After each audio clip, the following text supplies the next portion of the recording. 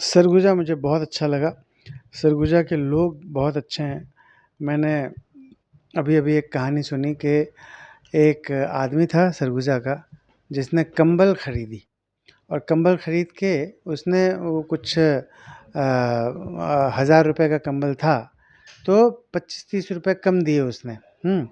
और उसके बाद वो चला गया और पूरी ठंड चली गई।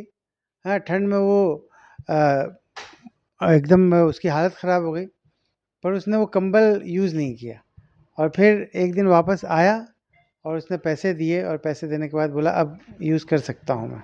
उसके बाद तो ऐसे एथिक्स वाले लोग हैं सरगुजा में। ये बहुत स्पेशल बात है, बहुत ख़ास बात है। आज भी यहाँ पे मुझे पता चला है कि 5% घर ऐसे हैं जहाँ ताला वाला नहीं लगता है, ऐसे ही खुला रहता है।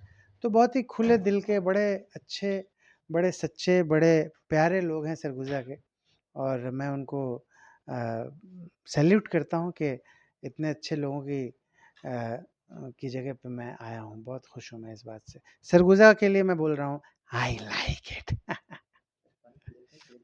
हाँ जी।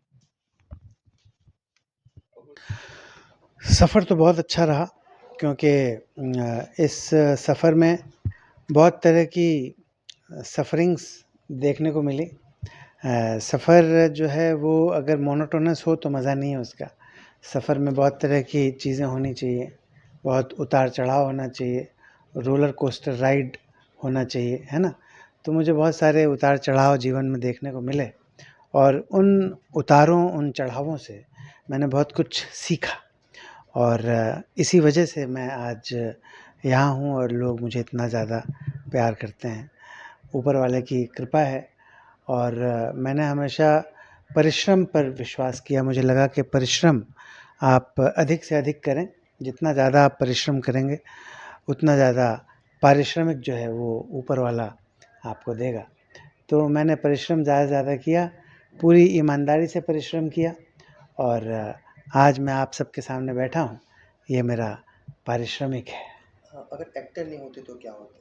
अगर मैं एक्टर नहीं होता तो मैं सिंगर होता, क्योंकि मैं बहुत अच्छा सिंगर हूँ, बहुत पैशनेट सिंगर हूँ और इवन टुडे मेरे मन में ये ख्वाहिश है कि मैं अपने एक्टिंग करियर के साथ-साथ सिंगिंग के लिए भी कुछ कर पाऊँ। कौन सा रोल सबसे ज़्यादा आपको पसंद आया? मुझे 2 रोल हैं जो कि बहुत ज़्यादा पसंद आए। एक तो अनोखेलाल सक्सेना भाभी जी घर पर हैं और दूसरा दुबे जी अपहरण सबका कटेगा। जिस गाँव से आप निकल के गए थे बाहर सक्सेसफुल रहे, वापस जाने पर क्या स्थिति रही और कैसा नज़रिया रहा वहाँ लोगों का? मैं कभी अपने गाँव वापस गया ही नहीं क्योंकि जब मैं छोटा सा बच्चा था 3 महीने का, तो मेरी पैदाइश पटना बिहार की है। तो 3 महीने का जब मैं था तो हम लोग सपरिवार दिल्ली शिफ्ट हो गए थे। तो दिल्ली में मेरा प्राइमरी एजुकेशन दिल्ली में हुआ। उसके बाद दोबारा हम बिहार चले गए।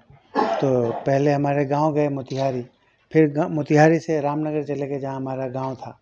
वहाँ पे खेती की, तो सबसे पहला जो मेरा एक्सपोज़र हुआ काम को लेके वो खेती का ही था। तो वहाँ पे खेती की गाँव में, तो 6 महीने कुछ रहे होंगे। फिर से वापस मोतिहारी और मोतिहारी से फिर से पटना आ गए।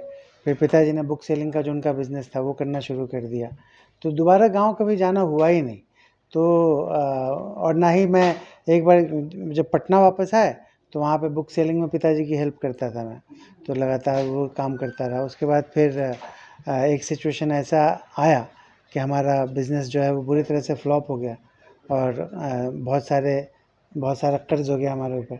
तो फिर पटना छोड़ के मेरे पिताजी को भागना पड़ा। तो बेचारे वो आए लेके हम सबको वापस दिल्ली। तो दिल्ली से मैंने ग्रेजुएशन किया अपना, हाँ। फिर पिताजी की डेथ हो गई और मैं मुंबई आ गया। तो कभी पटना या गाँव दोबारा जाने का चक्कर हुआ ही नहीं। काफ़ी होर्डिंग लगे हैं आपके, कई लोग आ नहीं पा रहे हैं, तो उनके लिए क्या कहेंगे आप? जो लोग नहीं आ पा रहे हैं, उनके लिए यही कहूँगा कि आप बिल्कुल निराश ना हों। आप अगले साल मैं फिर आने की कोशिश करूँगा और फिर हम ज़रूर मिलेंगे। आप निराश ना हो, आप सबके लिए मैं बोल रहा हूँ I like it. Thank you sir.